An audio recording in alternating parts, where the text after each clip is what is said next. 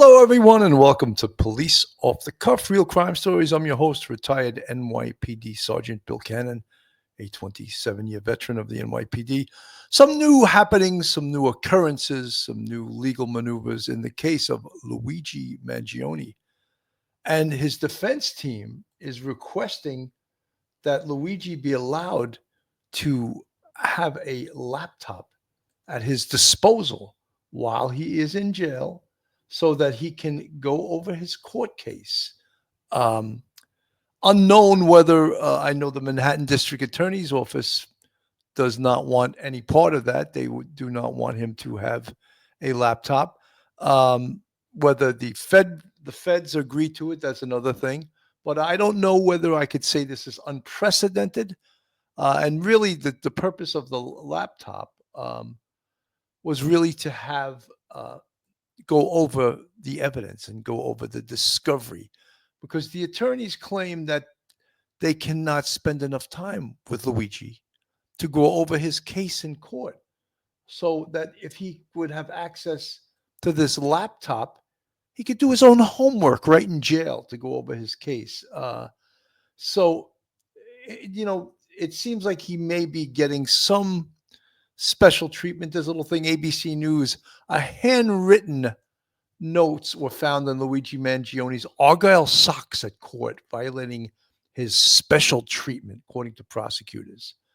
Luigi Mangione violated the special treatment he was afforded for his last court appearance when handwritten notes were concealed inside a pair of Argyle socks he was allowed to wear, according to New York City prosecutors. Mangione, who was accused of gunning down United Healthcare CEO Brian Thompson in December, was given accommodations for his fashion needs when he was allowed to change out of his jail-issued clothing before his February 21st court appearance, according to the filing. Wow, so he's allowed to have a better fashion sense. The defense team gave a court officer a bag of clothes, which included a new pair of Argyle socks wrapped around a cardboard, the filing said. Secreted in the cardboard were two personal heart-shaped notes, one addressed to an unknown person named Joan, and another to Luigi, stating in part, "No, there are thousands of people wishing you luck," according to the Manhattan DA's office. I mean, I would see that as a violation by his defense team, and maybe all special treatment for Luigi should be over now. And now the request for the laptop. So, folks, what you have to do now is hold on to your hats, hold on to your loved ones, hold on to your cup of coffee. You're about to enter true crime from a police perspective.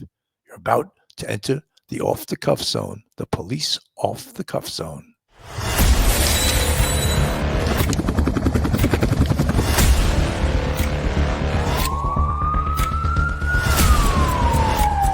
There has to be some common sense. They were the ones who called 911 to get him help, and now they're calling for change.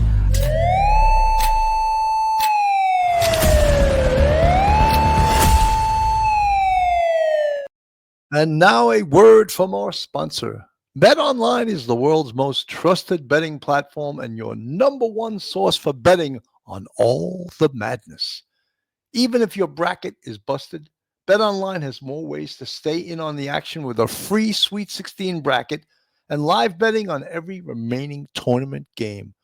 With the largest selection of odds on everything from college basketball to MLB, NHL, and MMA, BetOnline continues to be your number one sports betting source. From every Cinderella story to every hat trick, BetOnline has you covered with odds, stats, and more for every game, every play, and every win. BetOnline, the game starts here. Mando whole body odor deodorant. Mando. So the thing I like most about Mando body deodorant is that it lasts all day and leaves me feeling clean and fresh. It doesn't quit even under the harshest heat and humidity. The fresh feeling keeps me dry and confident. No need to worry about unsightly sweat stains. Mando's starter pack is perfect for new customers. It comes with a solid stick deodorant, cream tube deodorant, 2 free products of your choice like mini body wash and deodorant wipes, and free shipping. As a special offer for listeners, new customers get $5 off a starter pack with our exclusive code. That equates to over 40% of your starter pack. Use code POLICE, police in capital letters, at shopmando.com. That's shopmando.com. Please support our show and tell them we sent you. Smell fresher, stay drier, and boost your confidence from head to toe with Mando. Yes, Mando body deodorant. So, folks, this case with Luigi Mangione, of course, it's taking some twists and turns.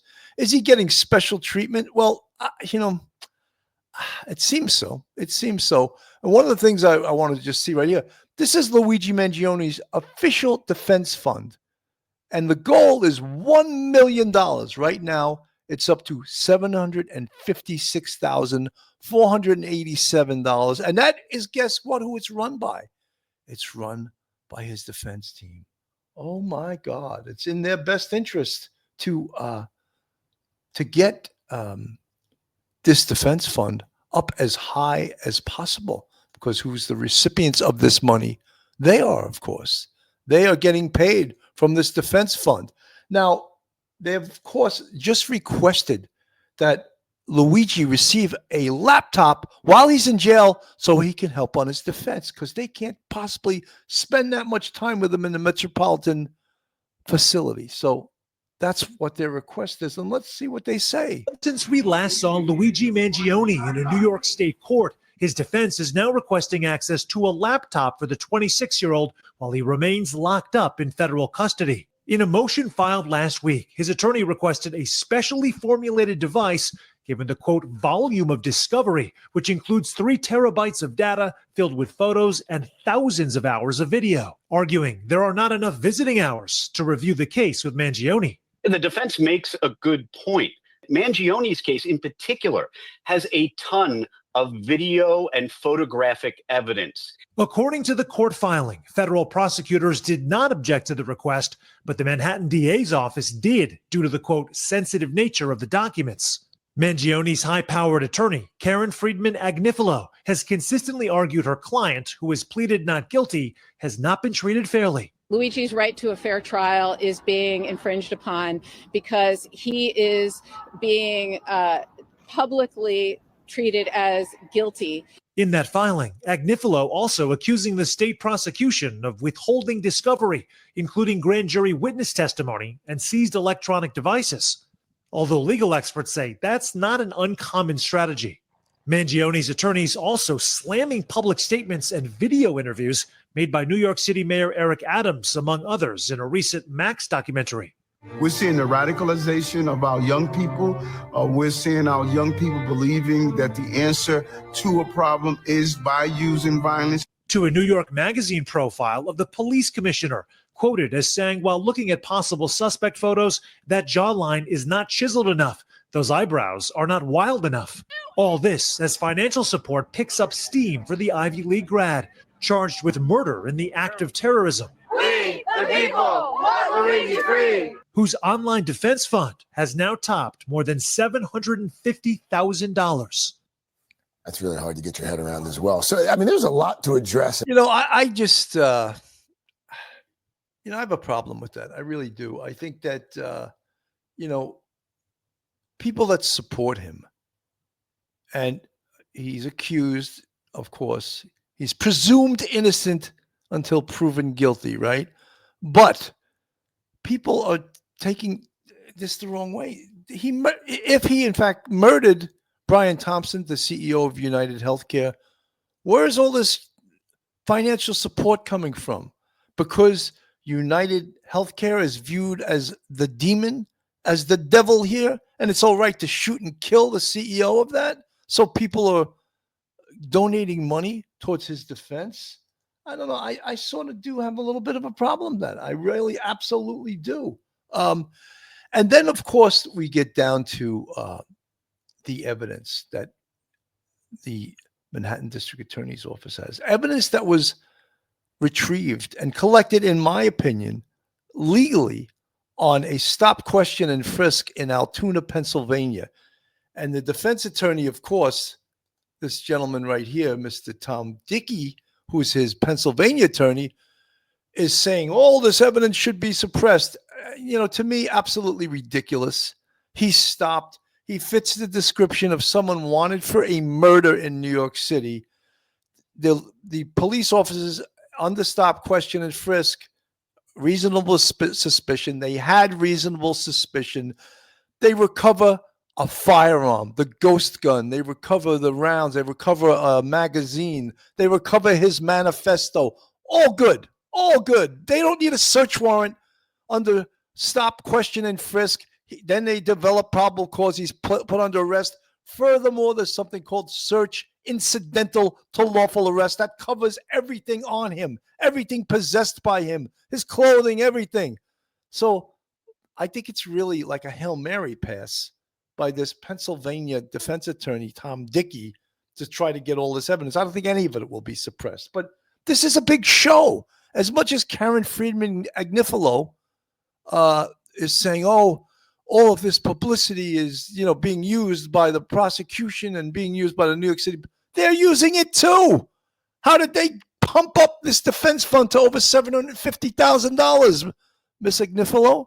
You guys are pumping it up, and then you're screaming, oh, he can't get a fair trial. Well, you're getting paid whether he gets a fair trial or not, and he will absolutely get a fair trial. So it's all like theatrical. And did what the Manhattan prosecutors, the police department, did they actually go out of their way to share some things that they perhaps should not have, like the evidence against him? Yes, absolutely. I'm the first one to say that the perp walk was ridiculous. It was like everyone and their mother was at that perp walk. This is a bombshell manifesto claim by the defense of Luigi Mangione. I'm going to put it up on the screen. This is from News Nation. Metropolitan Detention Center in Brooklyn. That is where Mangione is being detained right now. So, Caitlin, break down this new filing for us.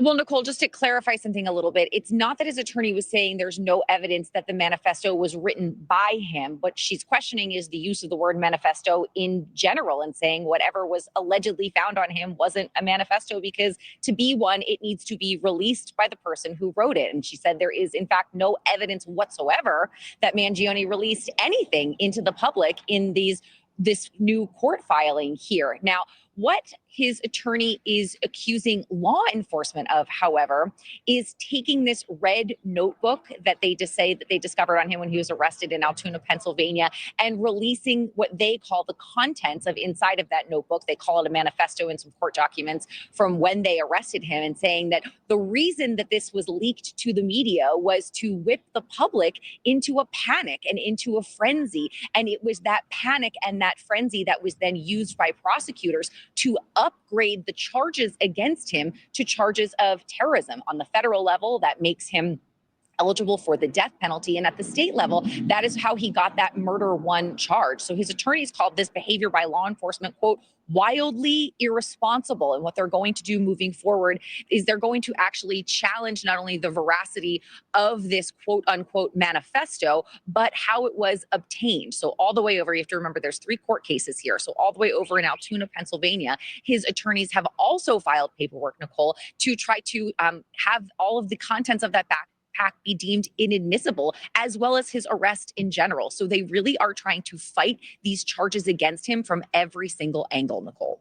Another case that so many people are watching closely. All right, Caitlin. Good luck for his Pennsylvania attorney to have all of the evidence dismissed. You got to be kidding me. It's absolutely a joke. Yeah, and I know me saying this, so many people in the chat are going, you don't know what you thought. This is a simple stop, question, and frisk, which, folks, is a Supreme Court decision. It's not New York City law. It's the law of the land in the whole nation, right? So they approach him as police officers do, with what they have reasonable suspicion, based on a phone call they received to 911 saying that this guy in McDonald's fits the description of the perpetrator wanted in New York City. He's wearing the same clothing. He's carrying this. He's got a detailed description.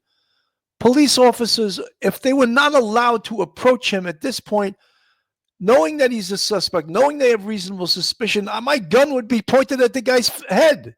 It would be at gunpoint because the person that they're looking for, the person described, allegedly shot and killed Brian Thompson, the CEO of United Healthcare in New York City. You don't need to hold a trial in McDonald's. You need what's called reasonable suspicion. That's all. It's not in fact committed. It's not beyond a reasonable doubt. It's reasonable suspicion. If you stop him and he is not the guy you're looking for, you dust him off, you take his information, and you release him. But guess what? He was the guy they were looking for. And not just that, but they recovered a firearm. Turned out to be the firearm used in the shooting. So when people say, oh, this should be thrown out, this is ridiculous. The black backpack Luigi Mangione was carrying when he was arrested was full of items that could suggest he intended to remain on the run and possibly kill again, according to a newly disclosed court document. The backpack contained a gun, a Glock magazine, 9mm cartridges, and a silencer, along with a knife, phone charger, wallet, chrome drill bits, duct tape, credit cards, a Maryland driver's license, passport, zip ties, headphones, 32 gig memory device batteries, boxer shorts, a multicolored hat, 8 pairs of socks, light green jacket, a parka, grooming items, toothbrush, computer, and handwritten notes, the document said. The document, known as an automatic discovery form, catalogs what investigators found and what prosecutors intend to disclose to the defense. The form indicates investigators took swabs from many of the items and from a pizza box and a lemonade bottle at the Altoona Police Department. Authorities also found receipts for items purchased at a CVS store and for registrations at the hostel in New York City under the name Mark Rosario, which matches the name on a fake New Jersey driver's license Mangione allegedly carried. As they built their case against Mangione, prosecutors listened to police radio, 911 calls, a videotaped statement, and watched both surveillance and body-worn video, the document indicated. They also extracted data from a Motorola cell phone Mangione dropped during the flight. Mangione's iPhone and MacBook, an HP laptop believed to be used by Mangione, and an Altoona Best Buy, and several memory devices. Meanwhile, prosecutors said in a court filing on Wednesday that Mangione violated the special treatment he was afforded for his last court appearance when handwritten notes were secreted inside a pair of Argyle socks he was permitted to wear. This is according to Action News from Philadelphia, PA. So do you guys think that this is pretty strong evidentiary material, that the gun that was used in the shooting is recovered in his backpack and it has a silencer like the one used? I mean, I cannot see that this attorney, Thomas Dickey, is going to be successful in having anything thrown out. I don't see that happening. I don't see him being successful in any of his arguments. Why would a judge say, oh, yes, the officers were incorrect in stopping him at gunpoint when they had reasonable suspicion to believe he was the shooter from New York? They should have just, stopped just with their hands up, said, oh, could you please? No, that's ridiculous. That's ridiculous. Let me play this from Eyewitness News in New York. Look good. We are also learning what was in Mangione's backpack the day he was arrested. Court documents show that the black backpack contained a gun, a Glock magazine, 9mm cartridges, and a silencer, along with a knife, passport, zip ties, and other items. Prosecutors argue the type of items could suggest Mangione intended to remain on the run and possibly, they say, kill again. Mangione has pleaded not guilty to the assassination of United Healthcare CEO Brian Thompson in Midtown in December. I think that this case gets so much attention for many reasons. One of the big reasons, of course, is the victim. Brian Thompson was the CEO of United Healthcare, a much, much hated healthcare company, provider of health insurance. And the fact that he was paid $10 million a year just exacerbates the hatred that the public has for someone like this, right? The fact that Luigi Mangione is sort of a sympathetic character. He's an Ivy League graduate with a master's degree, University of Penn, super smart kid from a wealthy, privileged background. His family apparently owns 12 nursing homes, as well as a golf course and an additional country club. I can't even enumerate all of their ownings and all of their wealth. But despite that, he's become a cause celeb for the public. That here's this, what the public considers to be this innocent young man who is being falsely charged by the mean police department, the NYPD, and that it's not believed that he is guilty whatsoever, that Luigi Mangione, he's the fall guy. He's not the guy that did this. He's the fall guy, and they're planting evidence on him. All of these things that we've heard before in a million other cases. This is from the local channel 2, a real quick little snippet. Luigi Mangione wants a laptop in prison as he awaits trial in the murder of United Healthcare's CEO. In a court filing, Mangione's lawyers proposed he get a laptop configured solely to let him look at documents, video, and other material in the case surrounding the shooting of Brian Thompson. Similar provisions have been made for other defendants at the Metropolitan Detention Center in Brooklyn, where Mangione is being held.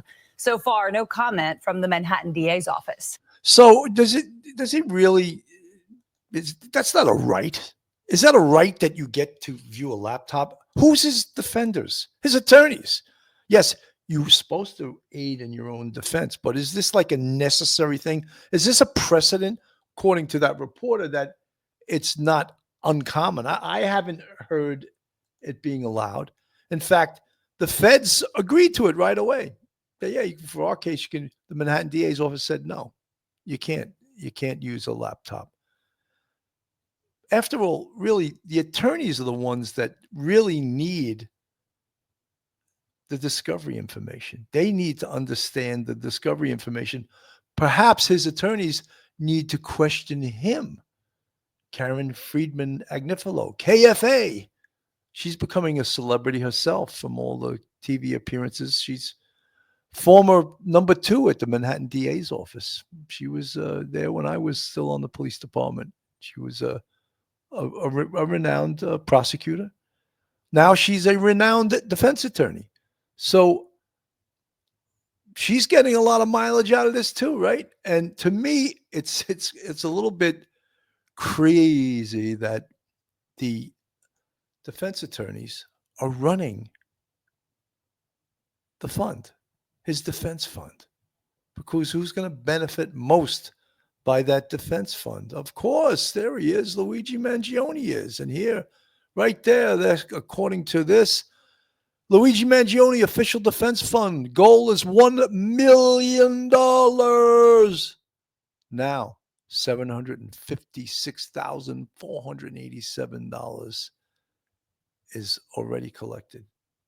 He's from a family of means. Why can't they pay for his defense? He wouldn't be eligible for legal aid. There's no way the public taxpayer is going to pay for his defense. So now people are making donations, some as much as $30,000, because people hate United Healthcare. And they forget that, it's not okay just to murder someone because you disagree with them. You can't just murder them, but because it's the CEO of United Healthcare, somehow that's okay. I don't believe that to be true, but many people do. Many people think that it's okay. Shoot and kill.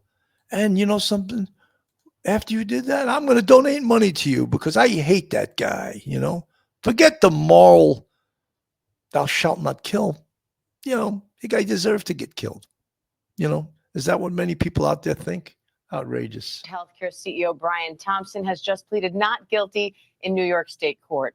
26-year-old Luigi Mangione is facing an 11-count indictment, including first-degree murder in the furtherance of terrorism for allegedly shooting Thompson in the back outside a Manhattan hotel. If convicted, he faces life in prison without parole. He's also facing federal charges filed last week, possibly making him eligible for the death penalty. His lawyer calls those federal charges a pile-on and promises to, quote, move forward with a vigorous defense. And just moments ago, Mangione entered that plea to the state charges. Let's listen.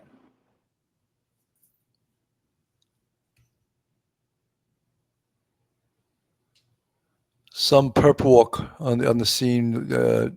We all know when he landed at the heliport downtown when he was. We saw just a moment ago. He walked into that courtroom. You can see him in handcuffs, flanked by law enforcement as well as his attorneys. There were plenty of people in the courtroom as well, some supporters of him. And again, let's take a look at that moment that he entered his plea before the court. Not guilty. Your Honor, we have a copy of the indictment, notice of immigration consequences, as well as rap sheet. I believe the court has it. We give the court an extra copy and one to counsel. Does the court wish that we be heard with respect to bail? Well, what is the situation with the federal authorities? They have a security. As we understand that we have primary jurisdiction, and we have been informed by the U.S. Attorney that they intend on allowing us to try our case first. So with respect to whatever goes on there, as the party with primary jurisdiction, the trial and the sentencing will take place here prior to anything that takes place in the federal system. So it somewhat doesn't make sense. And this is why do the feds also want to prosecute this case when the Manhattan District Attorney's Office is going to get what we refer to as the first bite of the apple? They're going to prosecute Luigi Mangione for murder second degree, for criminal possession of a weapon, criminal use of a firearm, and that terrorism charge, which it seems like a bit of an overcharge. But after that, whatever happens in the Manhattan District Attorney's Office prosecution, the feds are going to prosecute him also? I don't get that, Is it because the feds are going to go for the death penalty? And then Altoona, Pennsylvania, why are they even involved in this? Well, they're involved in it because they recovered all the evidence. They made the initial arrest. But if he is in fact convicted by the Manhattan DA's office, will the feds actually still charge him? And say he's convicted by both jurisdictions, by the Manhattan DA's office and by the feds, the U.S. Attorney's office. Will he then go to Pennsylvania and get charged a third time? It seems like a waste of resources, and it just seems like overreach that this is occurring. But, so many things about this case, it's all like a circus. It is really circus-like. So it all started off that the defense attorney, Karen Friedman Agnifilo, they request that Luigi receive a laptop so he could partake in his own defense, because the attorneys cannot go into that filthy, dirty Metropolitan House of Detention every day and prepare his case. So if they could do it by laptop and he could go over all the evidence against him, that would make so much more sense. And I wonder if this is really for Luigi or this for the attorneys, because the attorneys don't feel like going into the Metropolitan House of Detention in Brooklyn. So let's get him a laptop and then we can just do it remotely. See, I'm a sarcastic. Anyway, folks, that's where we are with this case right now. I want to thank everyone for tuning in, and all you folks that are contributing to Luigi's defense fund. I don't get it, but continue giving, it's going to go right in the pockets of the attorneys, of course. Anyway, have a great night, everyone. I'm Bill Cannon from Police Off the Cuff Real Crime Stories. I'll see you next time. One episode just ain't enough.